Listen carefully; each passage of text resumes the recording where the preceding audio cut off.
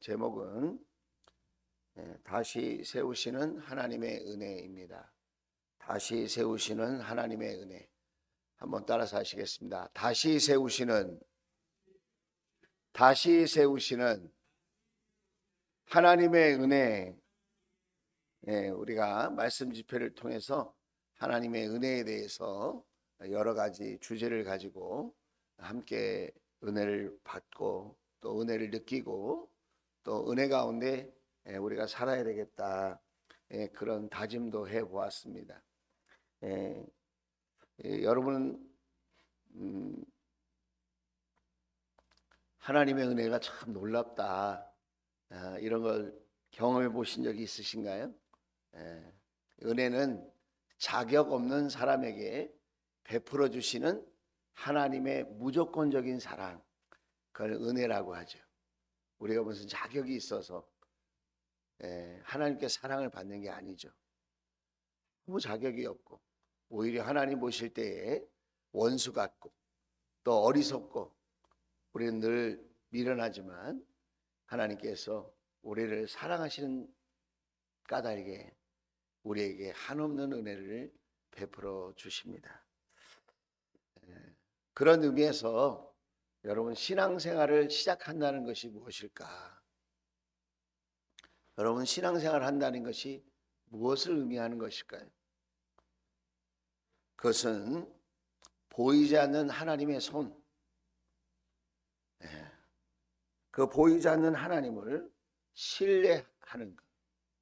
신앙생활을 한다는 것은 하나님이 보이지 않는데, 하나님의 손이 보이지가 않는데 그런 하나님을 우리가 신뢰하는 거예요. 그래서 사람마다 이 신앙에 차이가 나는 이유가 뭐냐면, 누가 더 보이지 않는 그 하나님을 신뢰하느냐, 거기에 따라서 신앙생활이 달라지는 것 같아요.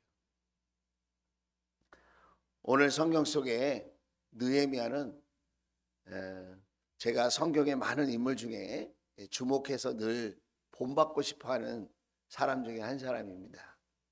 느헤미야는 왕이나 제사장이 아닙니다. 그는 선지자도 예언자도 아니었어요. 그는 바벨론이라고 하는 나라에 포로로 끌려가서 그 바벨론이 망하고 페르시아라고 하는 나라가 세워졌을 때, 역사적으로 BC 450년서부터 430년 사이의 이야기거든요. 실제로 역사 속에 있었던 사건인데, 그때 아닥사스다라고 하는 페르시아 왕이 되었을 때에, 그때 다시 말하면 그 나라의 고위공직자 최측근에서 왕을 뽑히라는 아주 유능한 사람이었습니다. 그런데 그렇게 유능함 속에 더 빛나는 게 뭐냐? 하나님을 신뢰하는 믿음을 갖고 있었다는 거예요. 참, 하나님을 신뢰하는 사람인데 세상적으로 능력이 없을 수 있고, 또 세상적으로 능력이 있는데 하나님을 향한 믿음이 없을 수 있는 그런 불균형의 모습을 우리가 흔히 많이 발견하는데, 느헤미야는 어떤 사람이냐? 세상적으로도 실력이 있고 하나님을 믿는 믿음도 탁월한, 하나님을 신뢰하는 믿음이 아주 출중한 사람이었다는 거예요. 저와 여러분이 그런 은혜가 있기를 주의 이름으로 축복합니다. 여러분의 자녀가 그런 멋진 인재들이 다 될 수 있기를 주의 이름으로 축원을 드립니다. 자, 오늘 말씀의 주인공은 느헤미야입니다. 느헤미야는 당시 최대 강국인 페르시아라고 하는 나라의 고위공직자였다고 그랬죠. 그런데 어느 날 고향 소식이 들립니다. 고향 소식이 들려요. 자, 느헤미야 1장 4절 5절 말씀인가요? 이 말을 듣고서 나는 주저앉아서 울었다. 나는 슬픔에 잠긴 채로 며칠 동안 금식하면서 하늘의 하나님께 기도하여, 5절, 아뢰었다. 주 하늘의 하나님, 위대하고 두려운 하나님, 주님을 사랑하는 이들과 세운 언약, 주님의 계명을 지키는 이들과 세운 언약을 지키시며 은혜를 베푸시는 하나님. 그리고 11절에 주님 종의 간구를 들어주십시오. 주님의 이름을 진심으로 두려워하는 주님의 종들의 간구에 귀를 기울여 주십시오 그랬습니다. 1장 4절 말씀으로 돌아가 보면 이제 느헤미야가 이런 고국에 대한, 조국에 대한 소식을 들었어요. 고향 땅에 대한 소식을 들었어요. 그게 뭐냐면 성벽이 없다는 거예요. 성벽이 없다는 것은 그 도시의 미래가 없다는 것입니다. 그 도시가 안전하지 않다는 것이며 그 도시의 자존심이 지켜지지 않는다는 거예요. 수시로 적이 쳐들어와서 재산을 빼앗아가고 아녀자를 약탈해가고 납치해가고 그런 일들이 비일비재하게 일어나는 그런 참담한 채로 고향 땅이 고통받고 있다는 것입니다. 보통 이렇게 슬픈 소식을 들을 때 사람들은 세 가지로 반응합니다. 첫째, 무관심하는 거예요. 뭐 안 좋은 일이 생기나 보다, 슬픈 일이 있나 보다, 그렇게 생각하고 그냥 넘어가는 거예요. 무관심한 거죠. 두 번째는 뭐냐면 왜 그렇게 성벽이 건축되지 못하도록 거기 있는 정치인들은 뭘 한 거야 도대체? 거기 있는 총독들은 뭘 한 거야? 거기에서 일하는 공무원들은 도대체 월급 받고 뭐 하는 거야? 이렇게 얘기합니다. 이렇게 얘기하는 사람의 심리가 뭐죠? 남 탓을 하는 거죠. 남 탓. 이런저런 정치 이야기를 하는 거는 남 탓하는 겁니다. 그런데 느헤미야는 어떻게 했습니까? 그 문제를 남 탓하거나 무관심하지 않고 자기가 하나님 앞에 간절히 기도해야 할 기도 제목으로 삼았다는 것입니다. 여러분이 요즘 안타까워하는 문제가 무엇입니까? 그것이 경제적인 문제입니까? 인간관계의 문제입니까? 건강의 문제입니까? 신앙의 문제입니까? 아니면 현실적인 문제입니까? 그 문제를 남 탓하거나 무관심하지 않고 오늘 느헤미야처럼 무너진 그 도시를 보면서 무너져 내린 그 고향 땅을 보면서 간절히 하나님 앞에 기도할 수 있는 저와 여러분 될 수 있기를 주의 이름으로 축원을 드립니다. 할렐루야. 하나님이 찾으시는 사람은 남 탓하는 사람이 아니고 하나님 앞에 그 문제를 가져와서 기도하는 사람. 하나님의 은혜는 언제 시작되느냐? 그 무너진 자리에서 하나님 앞에 기도를 드리는 사람이 있을 때 그때 하나님의 은혜가 시작된다. 하나님의 은혜는 언제 시작된다고요? 기도할 때 시작된다. 우리가 정말 하나님의 은혜를 받기를 원한다면, 하나님의 그 놀라운 은혜를 경험하기를 원한다면 우리가 먼저 시작해야 될 것이 뭐냐? 가정을 위해서, 교회를 위해서, 나의 현실적인 크고 작은 문제를 위해서 하나님 앞에 기도를 시작하는 것입니다. 물론 느헤미야가 기도를 시작했을 때 즉시 상황이 바뀌거나 무슨 좋은 일이 일어났던 것은 아닙니다.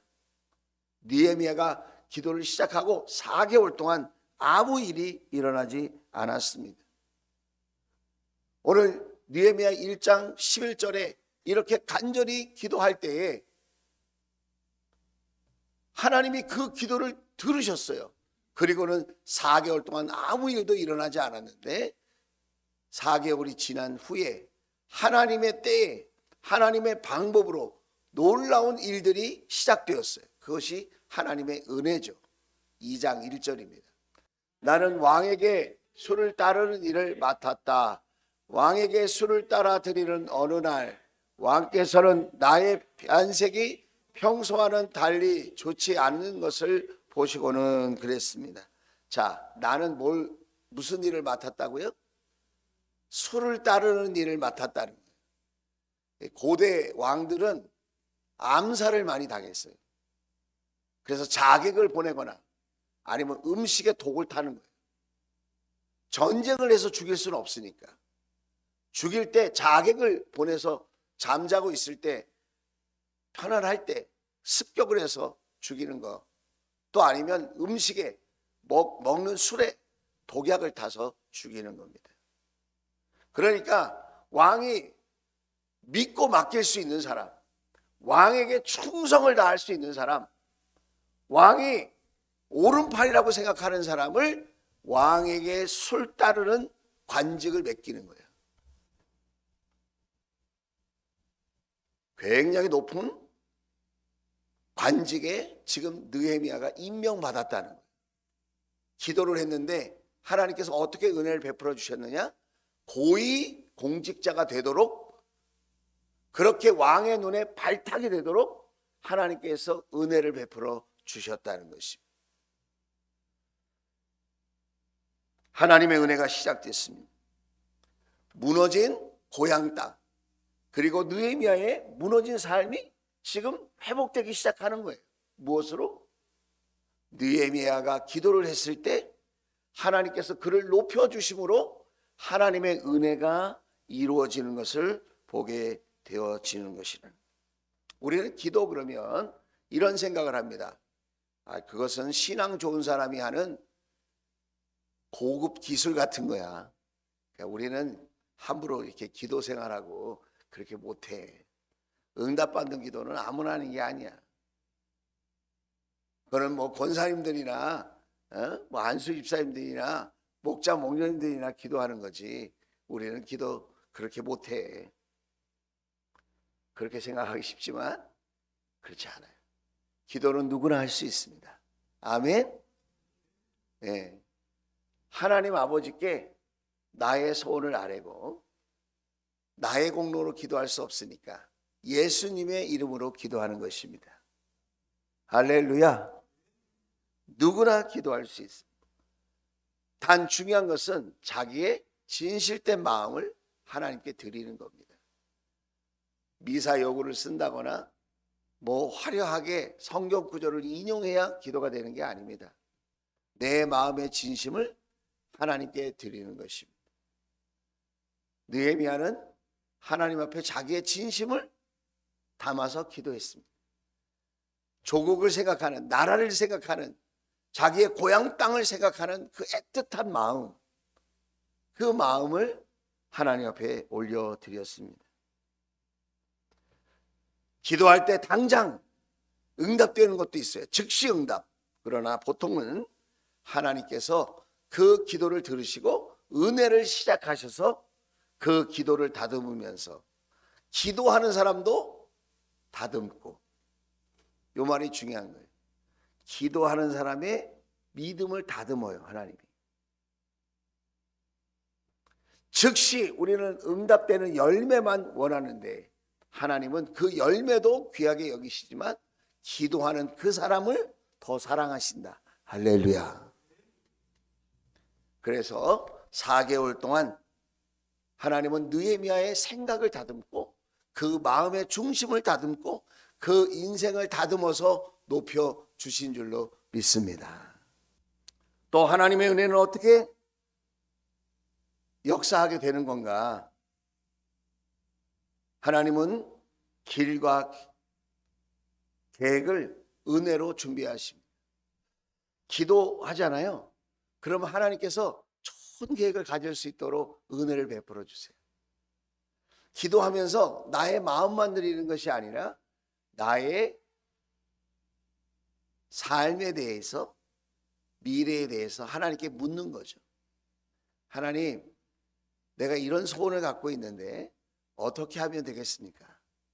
하나님은 제가 어떻게 쓰임받기를 원하십니까? 나의 미래가 어떻게 되기를 원하십니까? 기도하면서 하나님께 나아가면 은혜가 시작되고, 하나님께 물으면 하나님께서 앞길을 인도하시고 좋은 계획을 통해서 하나님의 은혜가 현실로 이루어질 수 있도록 도와주신다는 거예요. 4개월이 지났습니다. 술 맡은 관원이 되었습니다. 그리고 오늘 2절에 보니까 이렇게 왕이 얘기합니다. 안색이 좋지 않구나. 아픈 것 같지는 않은데 무슨 걱정되는 일이라도 있느냐? 하고 물으셨다. 여러분, 왕과 신하는 평등한 위치가 아닙니다. 왕과 신하는 친구가 아닙니다.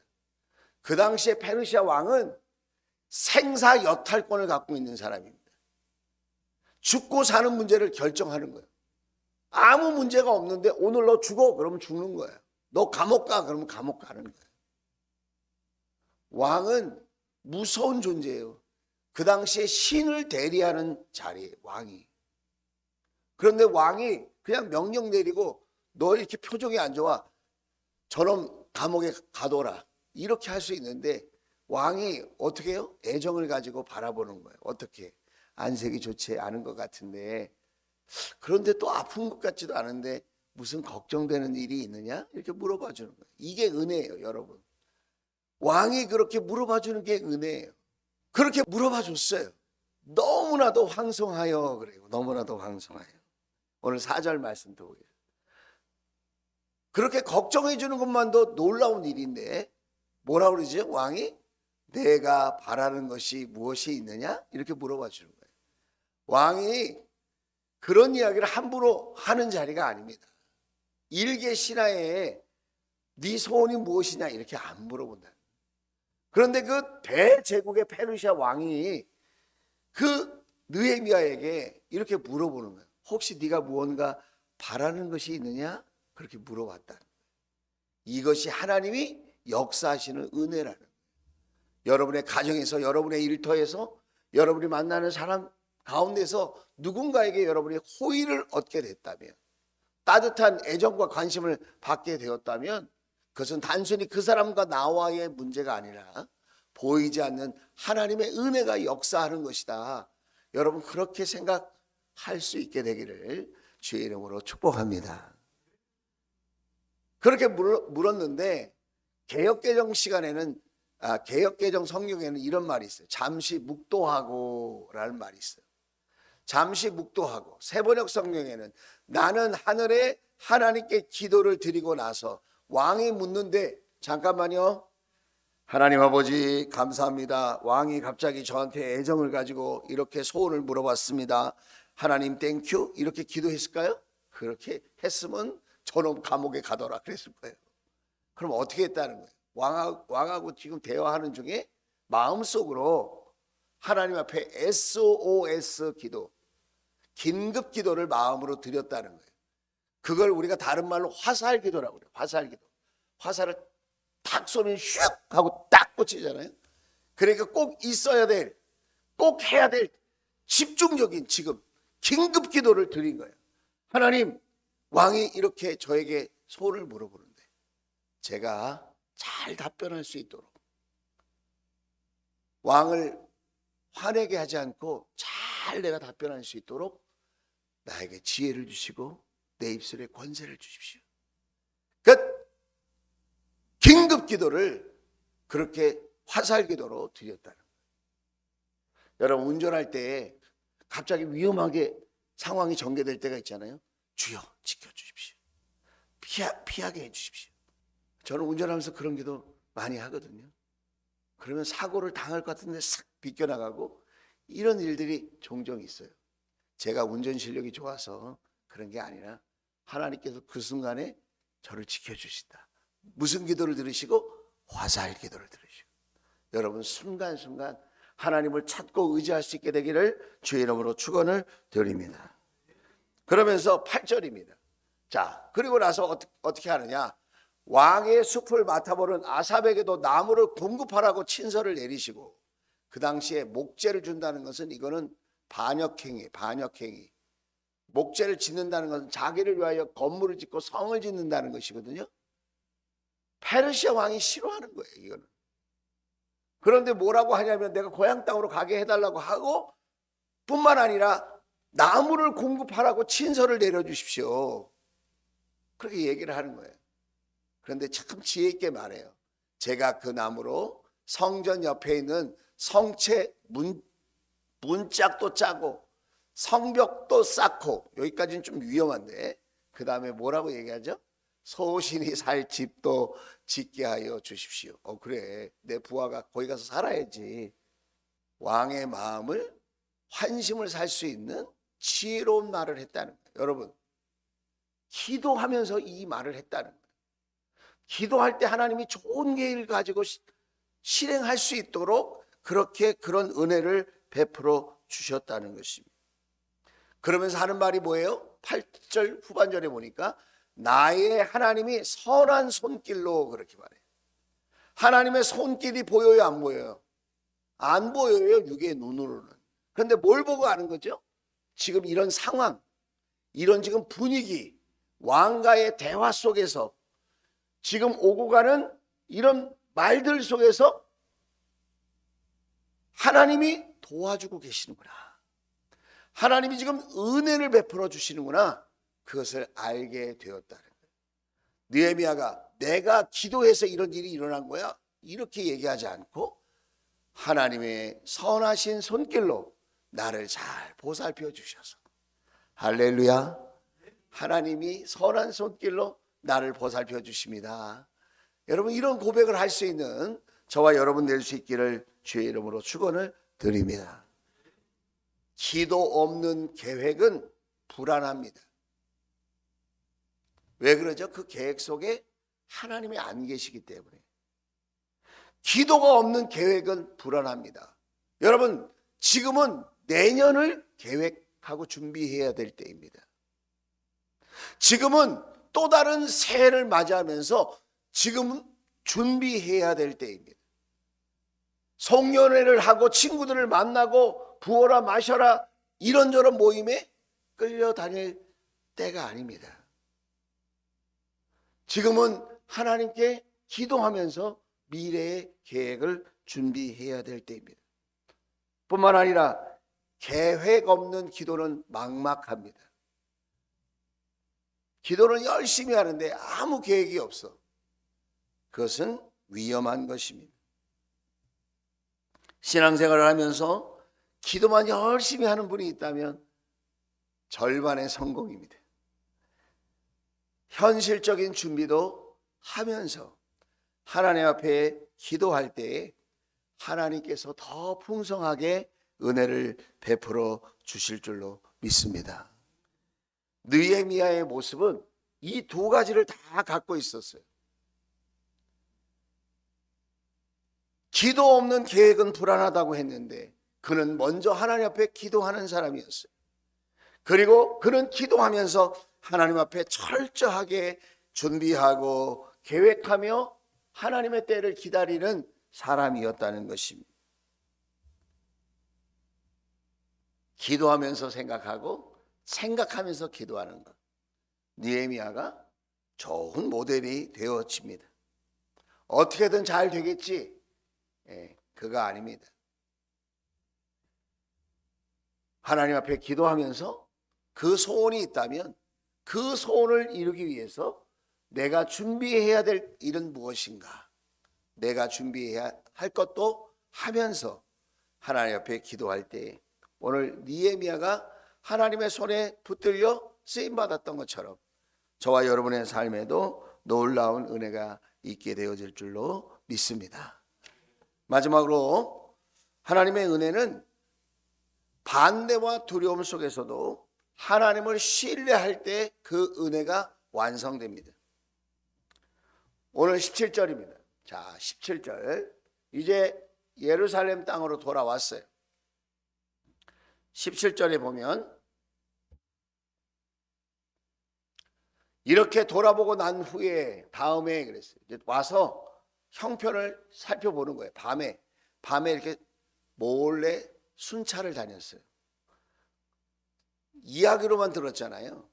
그러니까 자기 눈으로 지금 어떤 상황인가를 보고 싶어서 느헤미야가 예루살렘 땅에 딱 도착하자마자 밤에 이렇게 순찰을 돕니다. 나는 비로소 관리들에게 말하였다. 여러분이 아는 바와 같이 지금 어려움에 빠져 있습니다. 우리는 그 다음에 예루살렘은 폐허가 되고 성문들은 불탔습니다. 이제 예루살렘 성벽을 다시 쌓읍시다. 남에게 이런 수모를 받는 일이 다시는 없어야 할 것입니다. 지금 비전을 얘기하는 겁니다. 그 비전이 뭐예요? 예루살렘 성벽을 다시 쌓읍시다. 그리고 적에게, 남에게 이런 수모를 받는 일이 다시는 없어야 할 것입니다. 지금 그렇게 이야기를 하는 것이죠. 자, 19절입니다. 그러나 이렇게 비전을 가지고 딱 나가려고 하는데 항상 하나님의 일에는 하나님의 은혜를 방해하는 존재들이 있다는 거예요. 어둠의 영에 사로잡힌 사람들. 그 사람 이름이 나옵니다. 호른 사람 산발랏과 종노릇을 하던 암몬 사람 도비아와 아랍 사람 게셈에게 알려지니, 이 사람들은 예루살렘이 잘 되는 것을 방해하는 사람들, 이스라엘이라고 하는 하나님의 나라가 부흥하고 성장하는 것을 시기하고 싫어하는 사람들이에요. 오늘날도 하나님의 백성들이 잘 되는 것을 싫어하는 존재들이 있습니다. 저와 여러분이 하나님의 은혜와 축복 가운데 꿈을 이루는 것을 방해하려고 하는 존재가 있다는 것을 기억해야 합니다. 느헤미야는 비전을 이야기하고 꿈을 이야기하고 하나님을 위해서 그 꿈을 이루자고 이야기를 하는데, 이렇게 동시에 방해하는 사람들이 있었다는 거예요. 그들이 와서 얘기합니다. 당신들은 지금 무슨 일을 하고 있는 거요? 이렇게 말합니다. 야, 니들 뭔 일 하는 거야? 이렇게 얘기했다는 거예요. 19절 하반절에. 그러면서 이런 말을 합니다. 왕에게 반역이라도 하겠다는 것이요? 모함을 합니다. 성벽을 짓는데 그걸 왕에게, 페르시아 왕에게 반역하는 일이라고 모함을 합니다. 참 우리도 살다 보면 엉뚱한 이야기하는 사람 있죠. 나는 하나님을 위해서 믿음으로 살려고 하는데 모함하고 비웃고 조롱하는 사람들이 우리 주위에는 얼마든지 있을 수 있습니다. 여기도 보니까 빨간 글씨 읽어보겠습니다. 우리를 업신여기고 비웃었다. 업신여기고 비웃는 사람이 있다는 거예요. 우리가 믿음으로 살려고 하면 다 박수 쳐주고 우리를 칭찬하고 격려하는 것이 아닙니다. 우리 주위에는 우리 가족 가운데도 그런 사람이 있고, 우리 친구들 가운데도 그런 사람이 있고, 우리 직장 동료 가운데도, 가족뿐만 아니라 나하고 친한 친구 가운데에도 이렇게 하나님을 믿는 믿음을 조롱하고 비웃는 사람이 있을 수 있다는 것입니다. 그런데 20절에 느헤미야가 이렇게 얘기합니다. 같이 읽어봅시다. 시작. 그들에게 대답하였다. 하늘의 하나님이 우리를 위하여 이 일을 꼭 이루어 주실 것이요, 성벽을 다시 쌓는 일은 그분의 종인 우리가 해야 할 일이요. 아멘. 이 고백은 이런 의미입니다. 우리의 인생은 내가 주인이 아니라 하나님이 주인입니다. 하늘의 하나님이 우리를 위하여, 그러죠. 하늘의 하나님이 우리를 위하여 이 일을 꼭 이루어 주실 것이요. 하나님이 우리의 인생의 주인이기 때문에 하나님이 이 일을 이루실 거라. 그러면서 뭐라고 그러죠? 그분의 종인, 그래요. 우리는 하나님의 종이라는 거예요. 우리의 소속이 어디라는 거예요? 이 땅이라는 거예요? 하늘이라는 거예요? 우리의 소속은 하늘에 속했다. 믿으시면 아멘. 그래, 누가 책임진다는 거예요? 하나님이 책임져 주신다. 하나님께 소속된 저와 여러분이기 때문에 우리는 하나님이 책임져 주시고, 하나님께서 마땅히 해야 할 일, 하나님을 위해서 갖고 있는 좋은 꿈들을 하나님께서 이루게 하실 줄로 믿습니다. 우리가 살다 보면 꿈을 포기할 때가 있습니다. 또 살다 보면 내 삶의 어느 부분이 무너져 있는 것도 경험하게 되어집니다. 참 이런 부분만 잘 되면 참 좋을 텐데, 이런 부분만 내가 좀 바로 설 수 있으면 참 좋을 텐데. 느헤미야는 하나님을 신뢰하는 믿음으로 그 무너진 성벽을 재건했을 뿐만 아니라 무너진 자신의 인생도 다시 세웠습니다. 그 시작이 뭐였죠? 하나님 앞에 기도하는 것입니다. 그럴 때 은혜가 시작됩니다. 기도하면서 또 어떻게 했죠? 좋은 계획을 갖고 있었습니다. 그리고 그 계획을 하나님 앞에 기도하면서 조금씩 완성해 갔습니다. 뿐만 아니라 반대자가 있을 때, 이렇게 조롱하는 사람이 있을 때에도 여전히 하나님을 신뢰하면서 믿음으로 나아갔습니다. 오늘 저와 여러분의 삶에도 무너진 부분, 아쉬운 부분이 있을 거예요. 이 일을 완성하신 분이 계세요. 그분이 누구시냐? 그것이 바로 예수님이십니다. 예수님이 이렇게 말씀하셨습니다. 요한복음 14장 6절입니다. 같이 읽어볼까요? 시작. 예수께서 그에게 말씀하셨다. 나는 길이요 진리요 생명이다. 나를 거치지 않고서는 아무도 아버지께로 갈 사람이 없다 그랬습니다. 우리 예수님이 길입니다. 예수님만이 진리, 답이 되십니다. 예수님만이 생명이십니다. 예수님이 그 모든 문제의 해답이시라는 거예요. 뿐만 아니라 요한복음 19장 30절입니다. 같이 읽어볼까요? 시작. 예수께서 신포도주를 받으시고서 다 이루었다 하고 말씀하신 뒤에 머리를 떨어뜨리시고 숨을 거두셨다 그랬습니다. 예수님이 십자가를 지시면서 뭐라고 말씀하시죠? 다 이루었다 그랬습니다. 저와 여러분의 삶에 무너진 그곳, 저와 여러분 삶에 무언가 갖고 있는 약점들, 아쉬움들, 그것들을 다시 일으켜 세우시기에 예수님은 모든 것을 다 이루셨다는 거예요. 할렐루야. 여러분, 그래서 우리는 예수님을 믿는 것입니다. 예수님을 의지하는 것입니다. 예수님의 이름으로 기도하는 것입니다. 남 탓을 하거나 무관심하거나 우리는 뒤로 물러서서 슬퍼하는 것으로 인생을 끝내지 않고 예수님이 다 이루셨다. 예수님이 길이요 진리요 생명이다. 우리가 그런 신뢰의 믿음을 가지고 나아갈 때에 여러분, 저와 여러분의 자리가 어떤 자리일지라도 우리는 다시 일으켜 세움을 받게 될 줄로 믿습니다. 살면서 우리는 상처와 아픔을 갖게 되어집니다. 느헤미야가 무너진 성벽과 무너진 인생을 다시 세웠듯이 오늘 신약 시대에는 예수님이 우리의 무너진 인생과 무너진 삶의 모습을 다시 일으켜 세우십니다. 그러므로 우리는 이렇게 세 가지를 한번 실천해 봤으면 좋겠어요. 첫째가 뭐냐?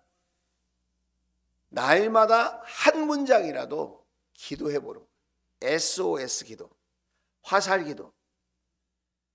내 힘으로 안 될 때, 뜻하지 않는 위험을 느낄 때, 또 내가 원하지 않은 상황이 닥쳐올 때에 짧게 한번 기도하는 거예요. 하나님, 우리 가정을 붙들어 주세요. 하나님, 제 삶을 지켜주세요. 하나님, 제 마음을 붙들어 주세요. 하나님, 제 믿음을 지켜주세요.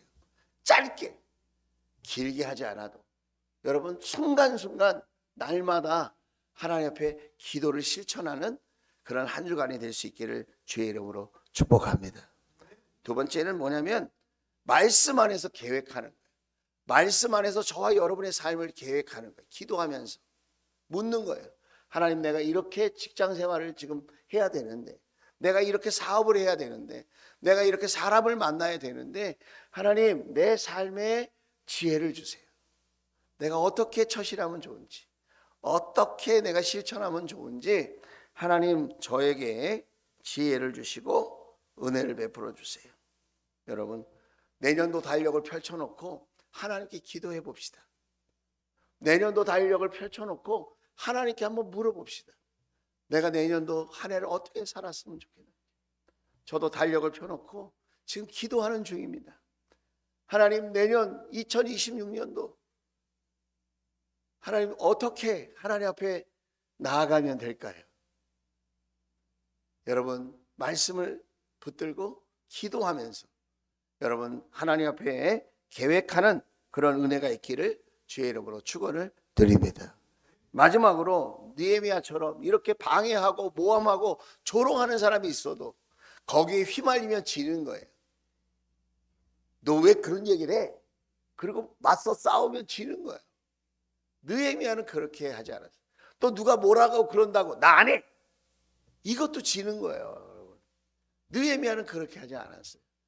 그 순간에 어떻게 했어요? 나는 하나님 소속이야. 나는 누구 소속이라고요? 하나님 소속이야. 나는 하나님의 종이야. 나는 하나님의 아들이야. 나는 하나님의 딸이야. 나는 하나님께 속한 사람이라는 것을 알고 그렇게 두렵게 말을 하고 모함을 하고 나를 화내게 하는 사람들 앞에서도 누구를 신뢰해요? 하나님을 신뢰하고 하나님께 맡겨드리는 거죠. 베드로전서 5장 7절에 보면 너희 걱정을 모두 하나님께 맡기십시오. 여러분의 걱정을 모두 하나님께 맡기십시오. 우리의 싸움은 혈과 육의 싸움이 아닙니다. 누가 엉뚱한 이야기를 하고 우스운 이야기를 하고 비웃고 손가락질하고 모함을 한다 할지라도 그 염려와 걱정을 하나님께 뚝 맡기고 하나님께서는 여러분을 돌보고 계십니다. 할렐루야. 하나님이 여전히 나를 돌보실 줄로 믿고 여러분 믿음으로 나아가는 저와 여러분 될 수 있기를 바랍니다. 이렇게 하나님께 신뢰함으로 맡길 때에 어떤 일이 일어나느냐? 하나님의 선한 손이 여기까지 도우셨습니다. 할렐루야. 하나님께서 은혜로 도우시는 것들을 경험하게 될 거예요. 하나님의 선한 손은 무너진 삶을 다시 세웁니다. 하나님의 선한 손은 무너진 꿈을 다시 세웁니다. 하나님의 선한 손은 무너진 가정을 다시 세웁니다. 하나님의 선한 손은 무너진 나라를 다시 일으켜 세울 줄로 믿습니다. 하나님의 은혜입니다. 하나님은 다시 세우시는 은혜의 하나님입니다. 그 하나님께 기도하며 나아갑시다. 그리고 그 하나님 앞에서 계획을 준비해 봅시다. 그리고 두려움과 염려 속에서도 끝까지 하나님을 신뢰함으로 나아갈 수 있는 저와 여러분 될 수 있기를 주의 이름으로 축원을 드립니다.